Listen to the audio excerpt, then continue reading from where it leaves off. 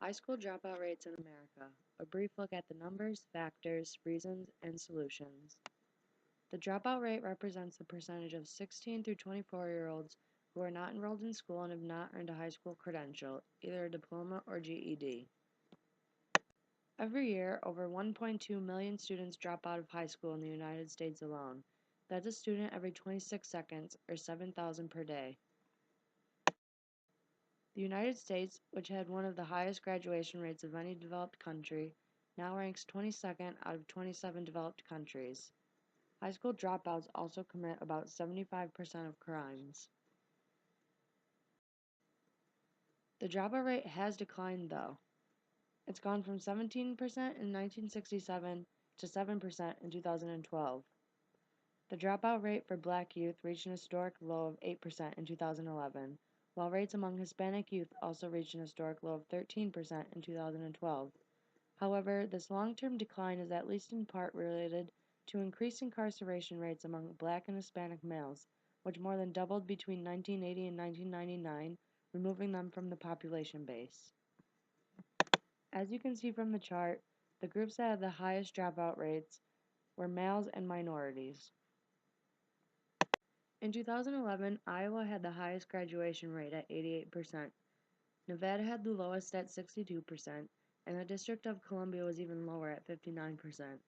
New York was somewhere in the middle at 77%, and most states were also in the mid-70s. Idaho and Kentucky had no figures available.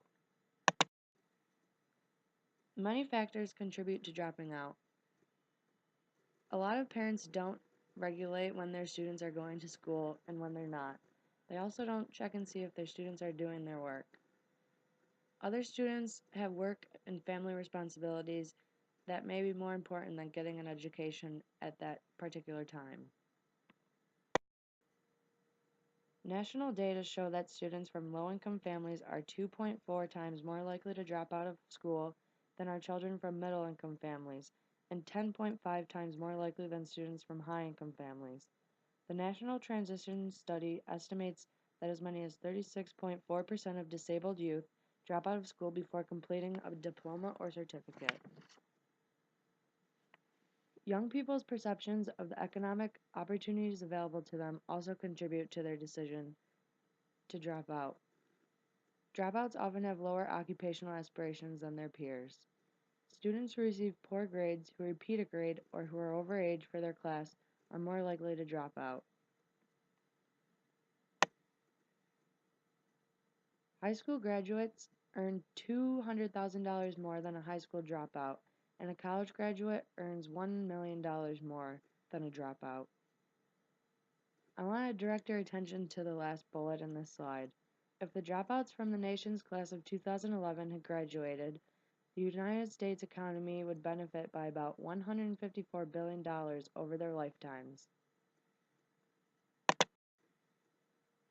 Students give a lot of reasons for dropping out. Some reasons that we consider acceptable may be not being able to manage school and working or taking care of a family, getting married, pregnant, or becoming a parent. These reasons sometimes hinder students' ability to do well. Ridiculous reasons include not liking school, not getting along with peers or teachers, and drugs and alcohol. Solutions to decrease the dropout rate and increase the graduation rate would be to personalize school.